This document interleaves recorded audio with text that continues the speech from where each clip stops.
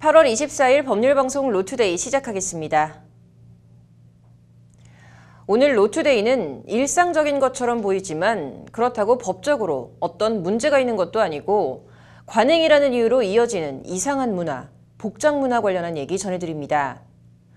이달 초 류호정 정의당 의원이 분홍색 원피스를 입고 국회 본회의에 출석했다고 해서 커다란 논란이 일기까지 했는데요. 1년 4계절 내내 여성의 경우 치마와 구두를 착용하게 하거나 남성의 경우엔 넥타이를 매게 하는 등 불편한 복장을 강요하는 직장들이 있습니다. 법률방송은 오늘부터 한국판 구투운동 연속 기획 보도를 합니다. 먼저 장한지 기자입니다. 20대 초반의 여성 A씨는 얼마 전까지 한 대형 백화점의 VIP 발레 파킹 지원 파트 직원으로 일했습니다. 발레 파킹 파트는 VIP 손님 차량을 주차하고 발레 지원 파트는 주차장에서 VIP 손님을 맞이하고 그들의 짐을 관리하는 업무를 맡습니다. 하루에 많게는 400대의 차량이 VIP 주차장을 오고 가는 가운데 하루 종일 서서 일을 하며 손님이 오면 신속히 달려가 무거운 짐을 받고 다시 차에 싣고를 반복해야 했습니다. 차가 들어올 때마다 차 옆으로 바로 달려가서 차 문을 열어드린 다음에 그분이 내리시면 차 뒤에 있는 혹은 트렁크에 있는 짐을 끌고 내려와서 짐을 보관하는 별도의 장소로 그 짐을 끌고 갑니다. 손님이 나오시면 바로 대기를 해서 그 짐들을 다시 날라서 그 차에 실는 역할을 합니다. 여직원 복장은 원칙적으로 치마를 입어야 했지만 지난해부터 규정이 바뀌면서 바지를 선택할 수 있게 됐습니다. 문제는 신발입니다. 운동화가 허락됐던 남성 직원과 달리 여성 직원은 검은 구두를 신었어야 했습니다. 사실 저희는 신발이 정해져 있었어요. 까만 색깔. 굽이 있는 것도 있고 굽이 조금 높은 것도 있고 낮은 것도 있고 이런 식으로 된 단화가 있었어요. 저희는 그것을 신고 근무를 했어야 하는데 남자 사원들은 까만색 구두 아니면 까만색 운동화를 신게 돼 있더라고요. A씨는 구두로 인한 불편함과 아픔을 상사에게 털어놨지만 변한 것은 없었습니다. 저희 이제 상사한테 신발이 너무 불편하다. 남자 근무자랑 똑같은 걸로 바꿔달라 이렇게 했었던 건데 그게 잘 안 됐었거든요. 더 황당한 건 백화점 측에서 다른 팀 여직원도 마찬가지라는 이유로 A씨의 요구를 받아들이지 않은 겁니다. 저희는 발레 파킹이 VIP 대상으로 하는 거잖아요. 그래서 백화점 내부에 있는 발레 라운지가 있어요. 거기에서 일하시는 여성분들과 같은 규정을 가지고 있다고 하시더라고요. 차선책, 대안이 없었던 곳에서 A씨는 결국 퇴사를 선택했습니다. 일은 그만뒀지만 여직원에 대한 구두 착용 규정은 부당한 강요이자 인권 침해라는 생각이 사그라들지 않았습니다. 이게 정말 부당하다고 느껴지는데 바뀔 수가 없다고 하니까 제가 할 수 있는 방법이 뭐가 있을까라는 것을 생각을 해보다가 사실 저는 솔직한 마음으로는 세상 사람들이 다 알았으면 비단 A씨의 얘기만이 아닙니다. 직접 백화점 발레팀 구인 공고를 확인해봤습니다. 오전 10시부터 저녁 8시까지 일을 하는데 자격 요건에 개인 정장 및 구두 구비되신 분이라고 적혀 있습니다. 근무 조건에는 굵은 글씨로 구두 착용을 표시해두기도 했습니다. 하루 종일 서서 일을 하는 안내데스크 구인 공고에도 검정 구두 착용을 요구하고 굽이 낮은 구두인 로퍼나 운동화처럼 생긴 워커와 같은 스타일은 착용이 불가하다고 적혀 있습니다. 아, 거기 구두 착용이라 써있던데 구두가... 네, 구두 그냥 되게 낮은 그런 신발이나 운동화는 혹시 안 되나요? 네, 운동화는 아마 불가능한 거예요. 또 다른 백화점 발레팀의 업무 복장을 묻자 하복은 치마, 춘추복은 바지, 구두 착용해 주셔야 한다고 답했고 운동화 착용이 가능한지를 묻자 운동화 착용은 안 된다고 답했습니다. 그러면서 하나같이 장기 근무 가능자를 우대하고 있습니다. 박지영 법무법인 주원 변호사는 발레 파킹 여직원 구두 착용 강요 문제의 심각성에 대해 국가인권위원회에 진정을 제기할 예정이라고 말했습니다.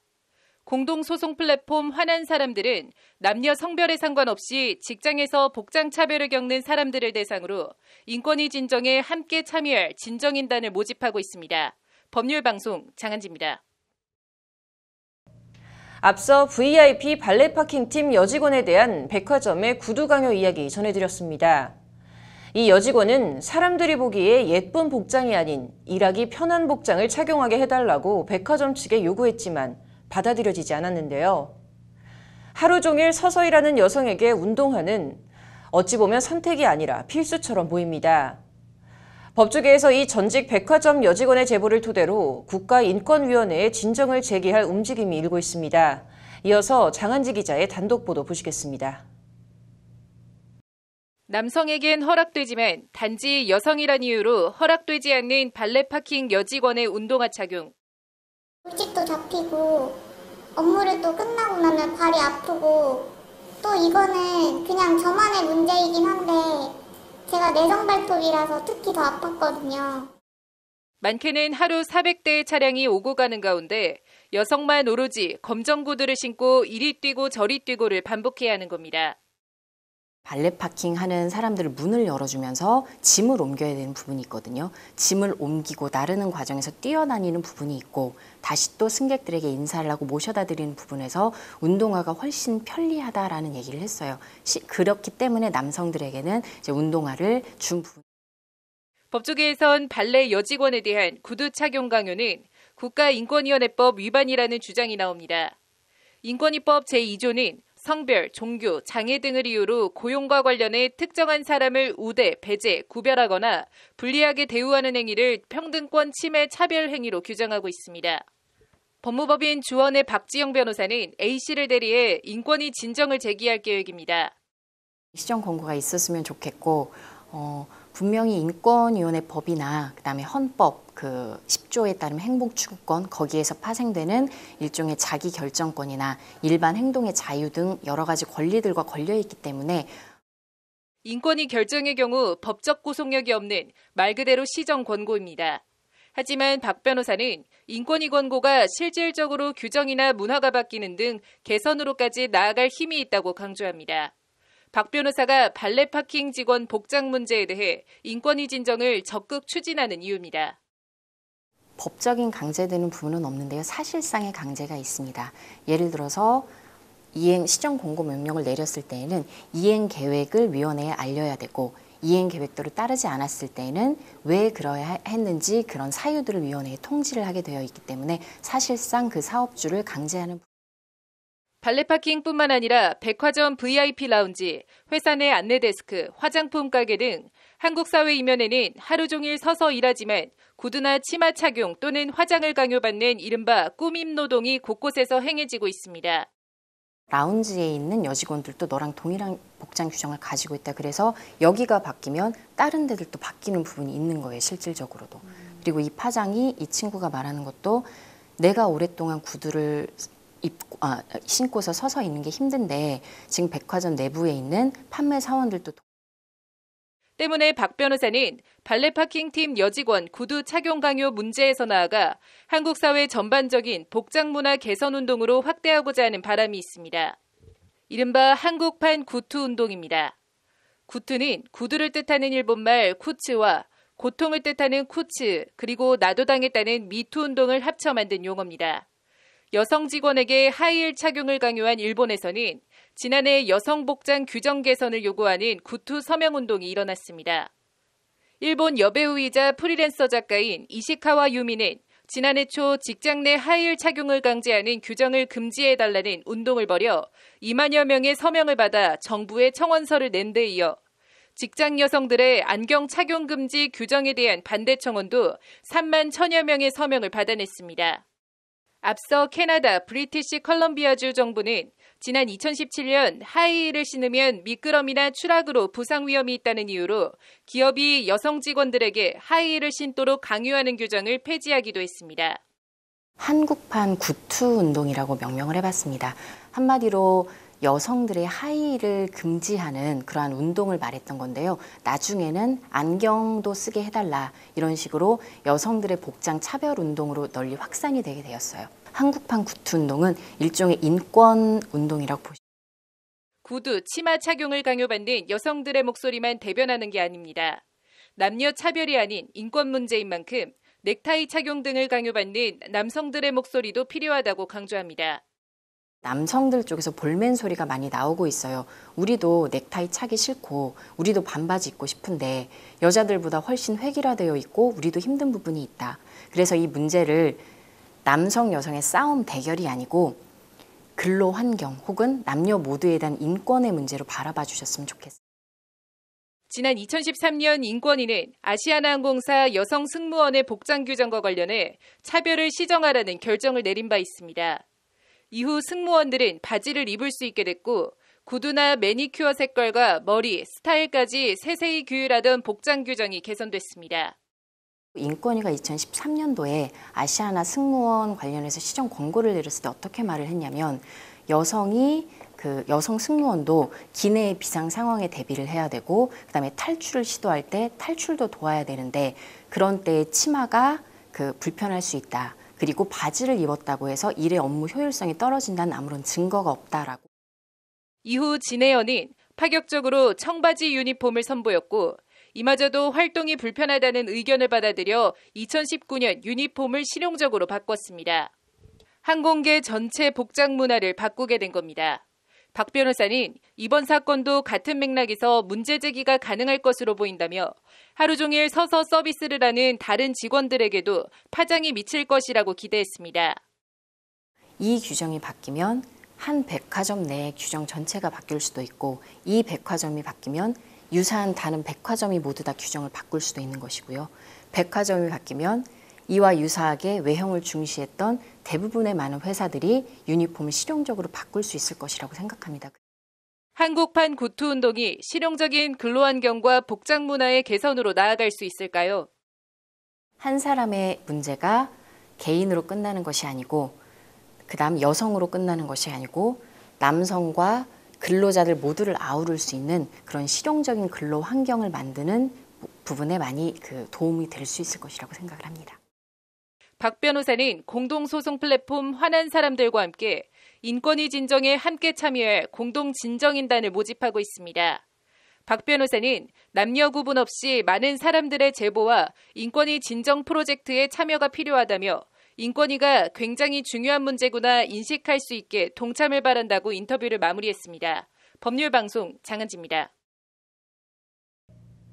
계속해서 관련 소식 하나 더 전해드리겠습니다. 최근 시민단체 직장갑질 119는 직장 상사로부터 옷차림을 지적당하는 이른바 복장갑질에 시달리는 여성 직장인들의 사례를 공개했습니다. 여전히 남성보다 여성들이 회사 내 복장 문제로부터 자유롭지 못하다는 사실을 다시 한번 상기시켜주는 계기가 됐는데요. 어떤 사례들인지 알아봤습니다. 짧은 치마, 커피색 스타킹, 높은 굽의 하이힐. 어학원에서 일하는 강사 A씨가 상사에게서 요구받은 복장입니다. 학원 대표는 여자 강사들에게 프로답게 보여야 한다면서 복장 강요와 함께 엉덩이만 겨우 걸칠 수 있는 높은 의자를 사용하도록 했습니다. 이에 다른 동료 강사가 짧은 치마를 입고 높은 의자를 사용하기가 힘들다고 반발하자 대표는 그렇게 걸터 앉아야 각선미가 좋아 보인다. 남자애들 성적 올라가는 소리가 들린다는 말까지 했습니다. 노무사와 변호사 등 노동 전문가들이 모여 만든 시민단체 직장갑질 119가 공개한 이른바 복장갑질에 시달리는 여성 직장인들의 사례 중 하나입니다. 직장갑질 119는 복장갑질 관련 제보들을 모아 공개하며 옷차림 지적을 하는 갑질 등은 직장 내 괴롭힘에 해당되고 표현에 따라 직장 내 성희롱 또는 성추행이 될 수 있다고 강조했습니다. 그러면서 오늘도 수많은 여성 직장인들이 옷차림 지적질 갑질과 성희롱을 당해도 잘리지 않기 위해 참고 견디고 있다고 목소리를 높였습니다. 복장갑질은 성희롱, 성추행으로도 이어졌습니다. 여성 직원들의 복장 품평을 일삼던 어느 회사의 부장은 나한테 쪽지 보낼 때 하트 같은 것도 보내줘라고 요구한 것으로 드러났습니다. 이렇게 직장 내에서 옷차림을 과도하게 지적당하는 것에서 나아가 업무의 적정 범위를 넘어 신체적, 정신적 고통을 받았다면 국가인권위원회에 진정을 제기할 수 있습니다. 인권위는 어학원 복장갑질 사례를 포함한 지난 2018년부터 2019년까지 시정권고 내용을 모은 성희롱 시정권고 사례집을 지난 20일 공개했습니다.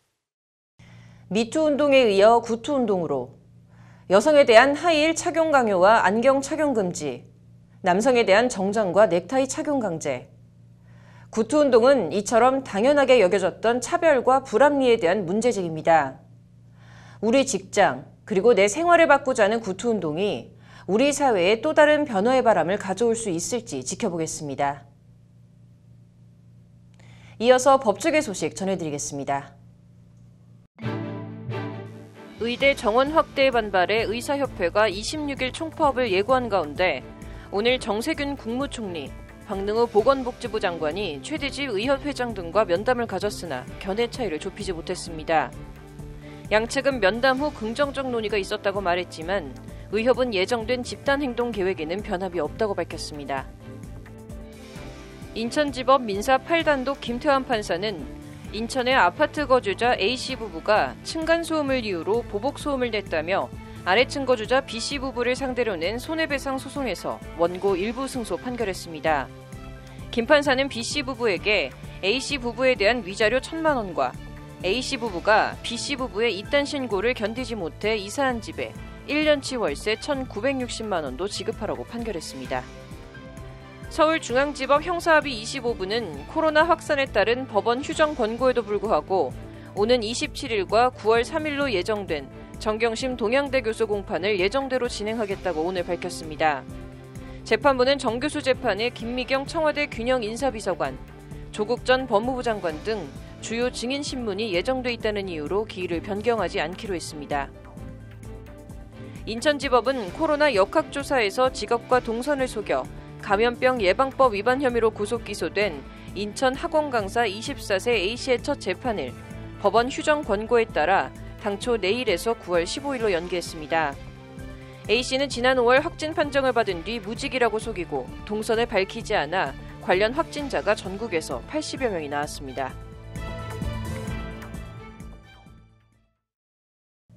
오늘 준비한 소식은 여기까지입니다. 시청해주신 여러분 고맙습니다.